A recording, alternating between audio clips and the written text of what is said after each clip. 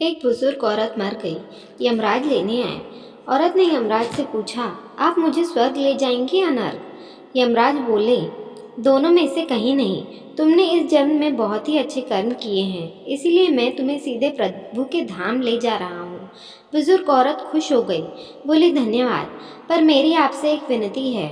मैंने यहाँ धरती पर सबसे बहुत स्वर्ग और नर्क के बारे में सुना है। मैं एक बार इन दोनों जगहों को देखना चाहती हूँ। यमराज बोले, तुम्हारे कर्म अच्छे हैं, इसीलिए मैं तुम्हारी ये इच्छा पूरी करता हूँ। चलो हम स्वर्ग और नर्क के रास्ते से होते हुए प्रभु के धाम चलेंगे। दोनों चल पड़े। सबसे पहले नर्क आया। नर्क में बुजुर्ग औरत ने जोर जोर से लोगों के रोने की आवाज़ सुनी। वहाँ नर्क में सभी लोग दुबले पतले और बीमार दिखाई दे रहे थे। औरत ने एक आदमी से पूछा, यहाँ आप सब लोगों की ऐसी हालत क्यों है? आदमी बोला, तो और कैसी हालत होगी? मरने के बाद जब से यहाँ आए हैं हमने एक दिन भी खाना नहीं खाया। भूख से हमारी आत्माएं तड़प रही हैं। बुजुर्ग औरत की नज़र एक विशाल पतीले पर पड़ी, जो कि लोगों के कद से करीब 300 फुट ऊंचा होगा। उस पतीले के ऊपर एक विशाल चम्मच लटका हुआ था। उस पतीले में से बहुत ही शानदार खुशबू आ रही थी। बुजुर्ग औरत ने उन आदमी से पूछा, इस पतीले में क्या है?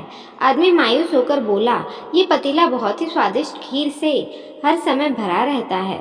बुजुर्ग औरत ने हैरानी से पूछा, इसमें खीर है तो आप लोग पेट भर के ये खीर खाते क्यों नहीं? भूख से क्यों तड़प रहे हैं?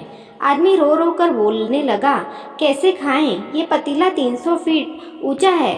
हम में से कोई भी उस पतीले तक नहीं पहुंच पाता। बुजुर्ग औरत को उन पर तरस आ गया। सोचने लगी, बेचारे खीर का पतीला होते हुए भी भूख से बेहाल हैं। शायद ईश्वर ने इन्हें यही दंड दिया होगा। यमराज बुजुर्ग औरत से बोले, चलो हमें देर हो रही है। दोनों चल पड़े। कुछ दूर चलने पर स्वर्ग आया। वहाँ पर बुजुर्ग औरत को सबके हंसने की, खिलखिलाने की आवाज़ सुनाई दी।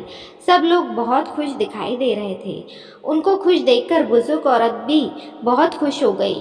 पर वहाँ स्वर्ग में भी बुजुर्ग औरत की नज़र वैसे ही 300 फुट ऊंचे पतीले पर पड़ी जैसे नर्क में था। उसके ऊपर भी वैसे ही चम्मच लटका हुआ था।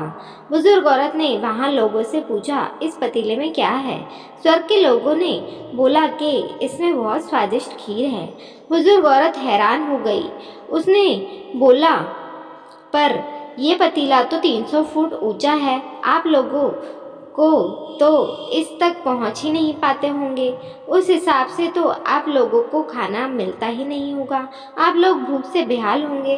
पर मुझे तो आप सभी इतने खुश लग रहे हैं, ऐसे कैसे? लोगों बोले, हम तो सभी लोग इस पतीले में से पेट भरकर खीर खाते हैं। औरत बोली, पर कैसे? पतीले तो बहुत ऊंचा है। लोग बोले, तो क्या हो गया, पतीला ऊंचा है तो यहाँ पर कितने सारे पेड़ हैं। ईश्वर ने ये पेड़ पौधे, नदी, झरने हम मनुष्यों के उपयोग के लिए तो बनाए हैं। हमने इस पेड़ की लकड़ी ली, उसको काटा, फिर लकड़ियों के टुकड़ों को जोड़ के विशाल सीढ़ी को निर्माण किया। उस लकड़ी की सीढ़ी के सहारे हम पतीले तक पहुँचते हैं और सब मिलकर खीर का आनंद लेते हैं।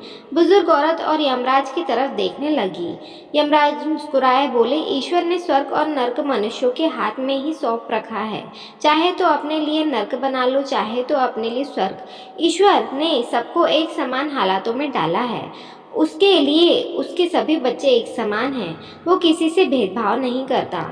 वहाँ नर्क में भी पेड़ पौधे सब थे, पर वो लोग खुद ही आलसी हैं। उन्हें खीर हाथ में चाहिए। वो कोई कर्म नहीं करना चाहते, कोई मेहनत नहीं करना चाहते, इसलिए भूख से बेहाल है। क्योंकि ये तो ईश्वर की बनाई इस दुनिया का नियम है। जो कर्म करेगा, मेहनत करेगा, उसी को मीठा फल खाने को मिलेगा। यही आज का सुविचार है। स्वर्ग और नर्क आपके हाथ में है। मेहनत करें, अच्छे कर्म करें और अपने जीवन को स्वर्ग बनाएं। आशा है कि आपको वीडियो पसंद आई होगी। इस कहानी के बारे में आपकी क्या राय है, कमेंट करके हमें ज़रूर बताइए। ऐसी अन्य कहानियाँ सुनने के लिए चैनल को सब्सक्राइब कर दीजिए। मिलते हैं अगले वीडियो में। धन्यवाद।